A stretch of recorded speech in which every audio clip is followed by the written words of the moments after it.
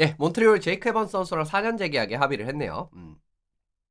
사실은 이번 트레이드 마감일 움직일 가능성이 상당히 큰 선수였었죠. 에번스 같은 경우에는. 그 이제 에번스 같은 유형의 이렇게 좀 부지런하고 수비 기여 잘 해주고 그런 상황에서 뭐 역습에서도 이렇게 골을 넣고 뭐 이런 선수들이 사실은 또 이제 플레이오프 같은 부분에서 이제 또 중요한 활약을 할 수 있고 실제로 뭐 예전에 이제 플레이오프에서도 좋은 활약을 펼친 적이 있었죠. 에번스 선수 같은 경우에 물론 이제 부상을 당했지만 그때 그래서 사실은 굉장히 이 각광받을 만한 자원인데 이 몬트리올을 그냥 미래의 한 축으로 포함을 시킨 이제 그 생각을 바라보시면 좋을 것 같습니다. 어쨌든 그래서 이제 왜 4년 재계약을 했는지 이런 부분 한번 확인을 해 보시면 좋을 것 같습니다. 재계약 조건은 이제 285만 달러의 이제 이 4년 계약입니다. 계약 기간 자체가 사실은 그렇게 짧은 건 아닌데 물론 이제 에번스 선수의 나이가 28살이라는 점을 생각을 해 보시면은 이 계약이 32살까지 큰 부상이 없는 한은 요 계약이 좀 그 뭐라고 해야 될까요? 정말 이제 실력을 아예 못 보여줄 그럴 가능성은 크지는 않아요. 근데 이제 결국은 뒤에 좀 걱정되는 부분이 없는 건 아닌데 일단은 4년 계약을 했다라는 거 그리고 이제 계약 규모도 꽤 큰 폭으로 상승을 했다라는 거 이거 두 가지 이거 한번 확인을 해보시고 넘어가면 좋을 것 같습니다. 에번 선수 오른손잡이고요. 이제 윙이랑 센터 다 볼 수가 있어요. 이제 188, 84kg이기 때문에 사이즈적으로는 사실 그렇게 큰 선수가 아닌데 예. 사실은 좀 전체적으로 헵스가 수비가 기본적으로 탄탄한 느낌의 경기를 많이 보여주면서 좀 버티는 운영을 예전부터 많이 해 가지고 좀 이 사실은 한 2000년도 들어간 이후에서도 그렇고 보면은 기본적으로 수비가 탄탄한 과정에서의 뭐 역습이라든가 그죠? 이제 그런 부분에서 이제 헵스가 사실은 최근에 플레이오프를 많이 가지는 못했지만 뭐 2010년대라든가 이제 뭐 그 무렵에 어떻게 보면은 딱 보면은 기본적으로 어쨌든 수비가 좀 탄탄한 유형의 뭐 사이즈가 크진 않아도 활동량이라든가 그다음에 수비적으로는 기본적으로 이 베이스로 이제 좀 기여를 해줄 수 있는 그런 유형의 선수들을 좀 많이 선호하는 경향성도 없지는 않은데 제이크 에번스도 제가 생각했을 때는 그 경향성에 들어가는 그 경향성에 딱 들어가는 선수 중에 한 명이에요. 뭐 대표적으로 최근에 계보를 말씀을 드려도 스즈키 같은 선수 그리고 이제 뭐 갤러거 같은 선수 그리고 뭐 지금은 팀은 떠났지만은 다노 같은 선수들 느낌의 이런 선수들을 좀 생각을 해 보시면은 헵스가 요런 느낌의 성향의 선수를 좋아하는데 제이크 에번스는 제가 봤을 땐 거기서 크게 벗어나는 선수는 아니라고 생각을 합니다.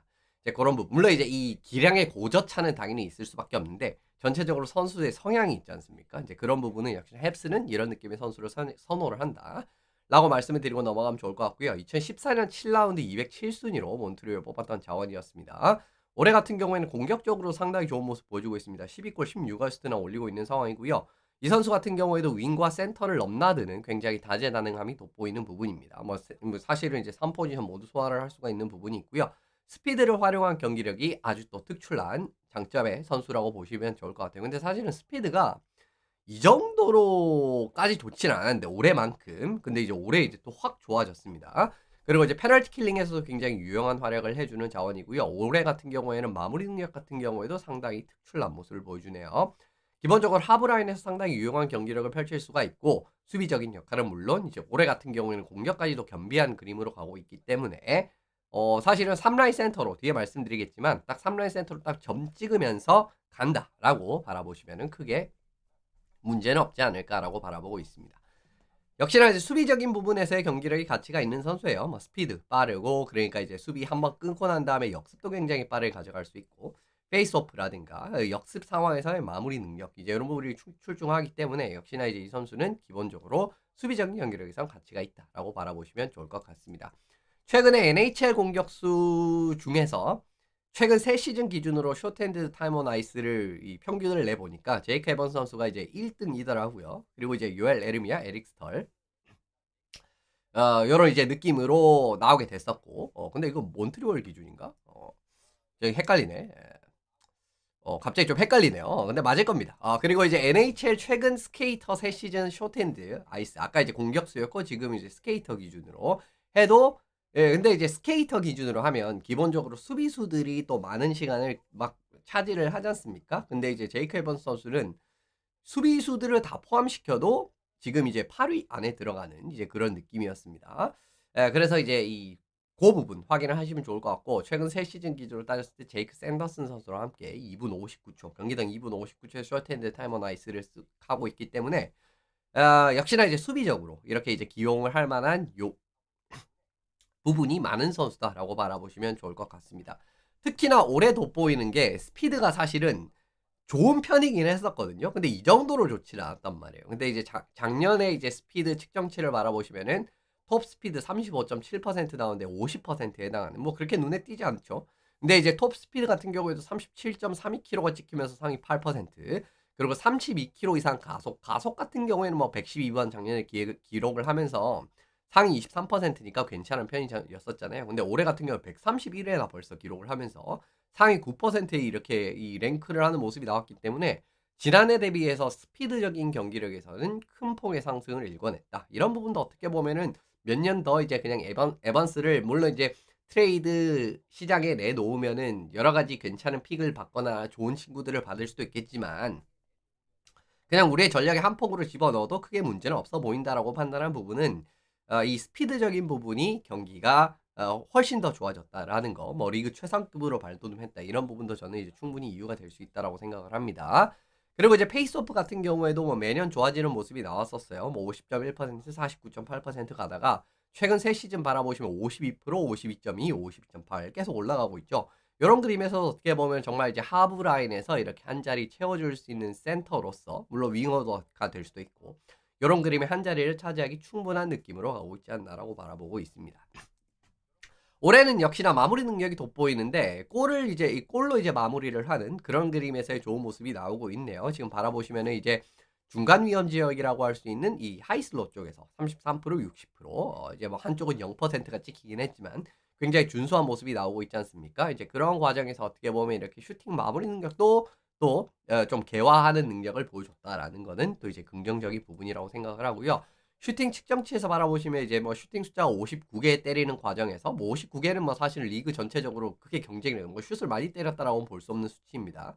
근데 이제 12골 기록한 건 상위 33%, 그리고 슈팅 성공률이 20.3%나 되기 때문에 이게 이제 상위 6%에 해당하는 그런 부분이거든요. 그래서 이제 이런 슈팅 측정치에서도 에반스 선수의 경쟁력이 있는 부분을 확인을 하실 수가 있고요. 그리고 이제 중간 지역, 아까 이제 보셨지 않습니까? 중간 지역에서는 훨씬 더 좋습니다. 일단 중간 지역에서 슈팅도 꽤 많이 만들어냈고 26개, 상위 35%고요. 골도 7골, 상위 12%, 그리고 슈팅 성공률 26.3%로 전체 상위 2%라는 이제 이렇게 어마무시한 모습을 보여줬기 때문에 뭐 더 좋은 모습이 나오고 있다라고 바라봐야겠죠. 보통 이제 중간 위험 지역에서는 역시나 이제 스냅샷이라든가 이 리스트샷 이 비중이 많을 수밖에 없고, 실제로 에반스 같은 경우에도 리스트샷, 스냅샷에서 상당히 이제 인상적인 모습이 나오네요. 이게 이제 이 순위는 이 몬트리올 팀 내 이제 몇 위인가 이제 이런 부분이라고 바라보시면 좋을 것 같은데, 팀 내 모습을 보시면 리스트샷 성공률 22.2%는 상위 2%, 2위, 상위 2%가 아니라 팀 내 2위였습니다. 그리고 스냅샷 같은 경우에도 20%였기 때문에 2위였거든요. 근데 이제 리스트샷 1위는 코필드 선수였었고, 그리고 이제 이 스냅샷 1위는 슬랍코스키 선수였었는데, 뭐 팀의 1라인 이제 뭐 주포들 아니겠습니까? 물론 이제 올해 슬랍코스키가 조금 고전을 하고는 있습니다만은, 그래서 어쨌든 이제 팀의 거의 1라인급 옵션들 그 다음에 위치를 한 모습을 바라보셔도 올해 이제 슈팅적으로도 얼마나 좋은 모습을 보시는지 확인을 하실 수가 있는 부분이지 않나라는 생각이 듭니다. 근데 좀 걱정이 되는 건 평년 대비해서 올해가 너무 잘 찍히긴 해요. 올해가 좀 너무 잘 찍히긴 하는데, 일단 이제 이 초록색이 어시스트고 이 파란색이 골입니다. 근데 그렇죠. 일단 이게 골 숫자를 뭘 어시스트야 이렇게 이제 어떻게 보면은 완만한 곡성을 해서 올라가기 때문에 어시스트 같은 경우에는 이제 점점 정착을 하는 느낌으로 바라봐도 괜찮으실 것 같은데, 골 같은 경우에는 사실 이 선수가 굉장히 이제 뭐 생산력이 들쭉날쭉했거든요. 그간의 모습 같은 경우에도. 그런 부분을 생각을 해도 올해는 평년 대비해 가지고 결정력이 사실은 좀 좋아도 너무 좋은 시즌이 아닌가라고 보고 있습니다. 그렇기 때문에 이제 뭐 예전 같은 경우에는 한 시즌 토탈로 이제 2골 뭐 3골 이렇게 넣은 시즌도 있다라는 거예요. 이제 그런 그림을 생각을 해 봤을 때는 이게 앞으로도 계속 이렇게 갈 수 있을지는 좀 생각을 해 봐야 된다라는 거죠. 그래서 근데 이제 이 몬트리올이 거의 한 300만 달러 가까이를 줬다라는 거는 그래도 한 15 정도까지는 기대를 할 수도 있지 않나라고 보고는 있는데 그 부분도 어떻게 보면은 뭔가 좀 장담은 할 수 없지 않나라고 일단은 보고 있습니다. 물론 이제 그렇게 되면 제일 좋기는 하겠죠. 통산 슈팅 성공률이 10.1%, 물론 이제 통산 성공률도 괜찮은 편인데 올해 같은 경우 20.3%가 찍히기 때문에 거의 이제 2배에 육박하는, 통산 성공률에 거의 2배에 육박하는 시즌이 나오고 있다라고 바라보시면 좋을 것 같거든요. NHL에서 0506 시즌 이후에 60경기 이상 출장한 선수 중에서 슈팅 성공률이 20% 이상 찍은 횟수가 요 기록이 나온 게 64번밖에 없어요. 거의 한 이제 지금 거의 한 20시즌, 21시즌 이 정도, 20시즌이죠. 그죠? 20시즌 동안 이 기록 중에서, 그리고 이제 지금 시점에서는 60경기 이상 뛴 선수들이 있기 때문에 에번스도 60경기 이상 뛰었습니다. 그러니까 그렇게 많이 나오는 기록이 아니다라는 거예요. 이제 그만큼 어떻게 보면은 에번스 선수가 올해 굉장히 초월적으로 좋은 시즌을 보내고 있다라고도 바라보시면 좋을 것 같고, 그리고 이 64번 기록한 것 중에 2번 이상 기록한 선수가 몇 명이나 되느냐를 살펴보니까 딱 6명밖에 없더라고요. 브레이든 포인트, 드라이자이트, 샤이플리, 탕과이, 그리고 이제 바르바쇼프, 폴 바이런, 이렇게 딱 6명밖에 없었거든요. 그러니까 저 64번 중에 요렇게 6명만 2번 이상을 기록을 했다라는 겁니다. 근데 이제 지금 여기에 있는 선수들 대부분 폴 바이런을 제외하면은 그죠. 에번스보다는 사실 조금 더 낫다라고 볼 수 있는, 클래스적으로나 여러 가지 부분에 조금 더 낫다라고 볼 수 있는 선수들이기 때문에 제이크 에번스가 얼마나 이제 요 부분에서 좋은 모습을 보일 수 앞으로도 이제 정말 2번, 3번 계속 이런 느낌을 기록을 할 수 있을지는 장담은 못 하겠고요. 그렇기 때문에 너무 잘 나왔던 결과이기 때문에 결국은 올 시즌 골에서의 모습이 앞으로 반복되지 않을 가능성은 충분히 염두에 두셔야 됩니다. 물론 이제 툴적으로도 이제 어떻게 보면 뭐 매력적인 선수고, 그리고 솔직히 말씀드리면 뭐 득점이 올해 정도 안 나와도 앞으로 캡이 큰 폭으로 인상이 되니까 크게 부담은 안 될 거예요. 근데 이제 바라봤을 때는 올해 같은 느낌의 이런 좀 정말 어떻게 보면은 완전히 이 계약 생각을 해봤을 때 소위 말하는 가성비가 진짜 좋은 딜이 되는 거잖아요. 근데 올해만큼 좋은 딜은 안 될 가능성이 있다는 겁니다, 앞으로. 그래서 그 부분 생각을 해보시면 좋을 것 같고요. 그래도 이제 몬트리올이 센터진의 한 퍼즐을 더 완성을 했다라고 바라보시는 게 맞는 것 같네요. 일단 이제 스즈키 선수가 2030년까지 계약이 됐고, 에반스 선수가 2029년까지 계약이 됐기 때문에 일단 1라인, 3라인 센터는 확보가 됐다라고 바라보는 게 맞습니다. 그래서 이제 그 부분에서 이제 팀의 전력을 공고히 했다라고 바라보시면 좋을 것 같고요. 이라인 센터군은 사실은 이제 커비 다크라든가 엘릭스 뉴훅인가 이런 선수들이 있는데 둘 다 아직까지는 뭐 다크 같은 경우에도 계속 부상으로 좀 신음을 하는 그림들이 계속 나오고 있고, 그리고 뉴훅 같은 경우에는 이라인 센터의 모습은 사실은 좀 기대하기 어려운 느낌, 2, 3라인 윙어 같은 느낌이 조금 더 이상적인 모습이 몬트리올에서 나오고 있기 때문에 이 이라인 센터 후보군은 있는데 생각만큼의 그런 경기력이 여전히 나오고 있지 못하라는 거. 이거는 조금 걱정이 되는 부분은 아닌가. 물론 이제 몬트리올이 FA에서 이제 좀 찾아보는 방법도 있겠지만은 어쨌든 1, 3라인 센터는 채웠으니까 그렇게 말씀드리고요. 이번에 에번스 선수 재계약을 해서 결국은 이동이 유력했었던 센터 자원이 한 명 빠지게 됐거든요. 그렇기 때문에 자연스럽게 남은 센터 자원들의 이제 이동 가능성이 있는 남은 센터 자원들에 대한 가치가 좀 올라가는 그런 상황이 좀 자연스럽게 펼쳐지게 됐네요. 이번 마감일 뭐 이동이 유력한 센터들을 보시면 뭐 스콜 로턴 선수 같은 경우에도 그렇고, 그리고 세인트루이스의 브레이든 쉔 선수도 이야기가 나오고 있고, 뭐 내슈빌도 뭐 라이언 오랄리에 대한 판매 가능성이 아예 없어 보이진 않고요. 그래서 이제 계속 이제 센터 이야기가 결국은 나올 수밖에 없는 그런 상황인데, 특히 이제 스콜로턴이 사실은 뭔가 직접적으로 이제 에번스랑 좀 경쟁 관계에 있었던 선수였거든요. 왜냐면 브레이든 쉔 같은 경우에는 그래도 조금 더 많은 역할을 1, 2라인까지도 역할을 볼 수 있는 그 정도의 선수인데, 사실 뭐 에번스랑 로턴은 그 정도까지는 아니지 않습니까? 사실 3라인 센터로 제일 이상적인 자원들이라고 볼 수 있기 때문에 스콜러턴 실제로 이제 가치가 더 많이 올라가는 상황이 되지 않았나라고 생각을 하고요.